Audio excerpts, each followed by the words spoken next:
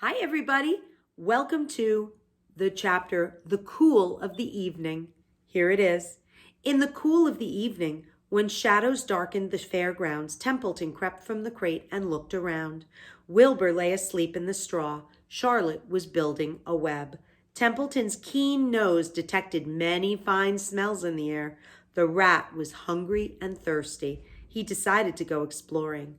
Without saying anything to anybody, he wandered off. "Bring me back a word," Charlotte called after him. "I shall be writing tonight for the last time."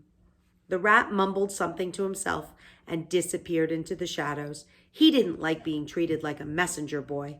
After the heat of the day, the evening came as a welcome relief to all. The Ferris wheel was lighted now. It went round and round in the sky and seemed twice as high as by day. There were lights in the midway, and you could hear the crackle of the gambling machines and the music of the merry-go-round and the voice of the man in the Beano booth calling numbers. The children felt refreshed after their nap. Fern met her friend Henry Fussy, and he invited her to ride with him in the Ferris wheel. He even bought a ticket for her, so it didn't cost her anything. When Mrs. Arable happened to look up into the starry sky and saw her little daughter sitting with Henry Fussy and going higher and higher into the air, and saw how happy Fern looked, she just shook her head. My, she said. Henry Fussy, think of that. Templeton kept out of sight. In the tall grass behind the cattle barn, he found a folded newspaper. Inside it were the leftovers from somebody's lunch. A deviled ham sandwich, a piece of Swiss cheese, a part of a hard-boiled egg, and the core of a wormy apple.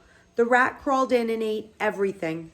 Then he tore a word out of the paper, rolled it up, and started back to Wilbur's pen. There's a picture of the newspaper with Templeton underneath. Charlotte had her web almost finished when Templeton returned, carrying the newspaper clipping. She had left a space in the middle of the web. At this hour, no people were left at the pig pen, so the rat and the spider and the pig were by themselves. "I hope you brought a good one," said Charlotte. "It will be the last word I shall ever write."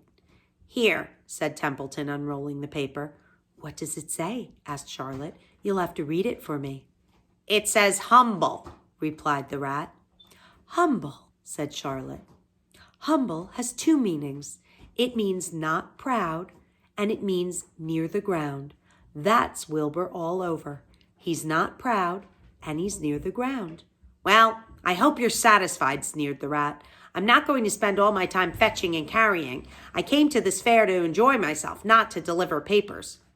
"You've been very helpful," said Charlotte. "Run along if you want to see more of the fair." And we're going to stop now there. Tomorrow we'll read the rest of the chapter, The Cool of the Evening. Have a great day.